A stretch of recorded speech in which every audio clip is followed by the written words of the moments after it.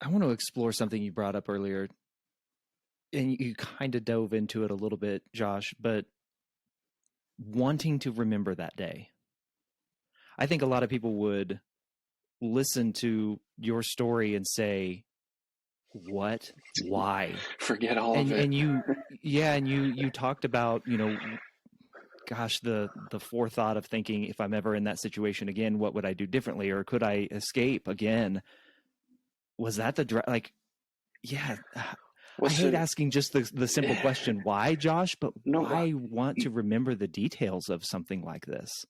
I mean, it makes sense when you take a step back and you think about the fact that I was in the place where I was supposed to be, with the people I was supposed to be with, doing the things I was supposed to do.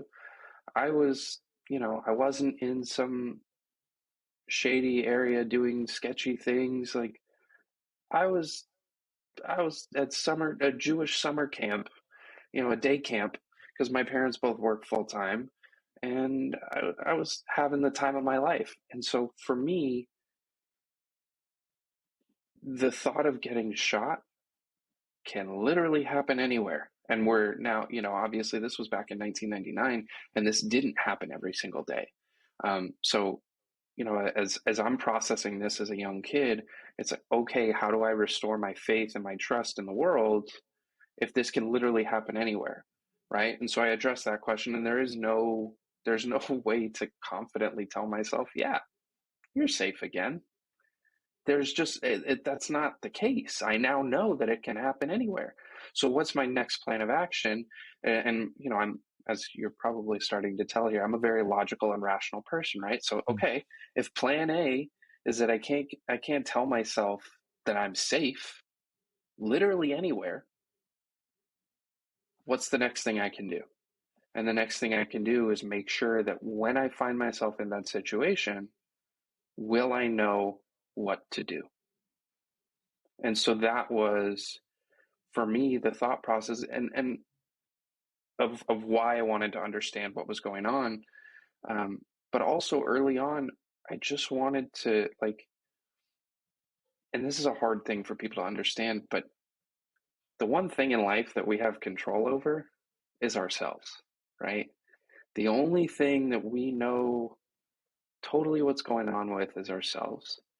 And to all of a sudden have this major thing happen to you, a life altering thing happen to you, and you have no recollection of it. It's aggravating. It's so frustrating. You just want to know what happened to you almost, right? Like, what was going through my head? What did I see? What didn't I see? What did I feel? I literally know nothing. I don't remember any of it. I have one dream that I had where I, you know, could understand and put into words the feeling of an actual bullet piercing through my body. But I don't even know if that's reality because it was a dream. So was that Mm-hmm. actually what I felt, or was it just, my mind's telling me what I wanted to hear, right?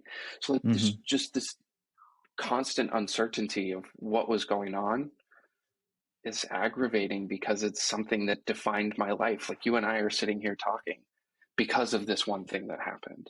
And Yeah. the countless conversations and people I've met because this happened to me, and yet I don't even remember it.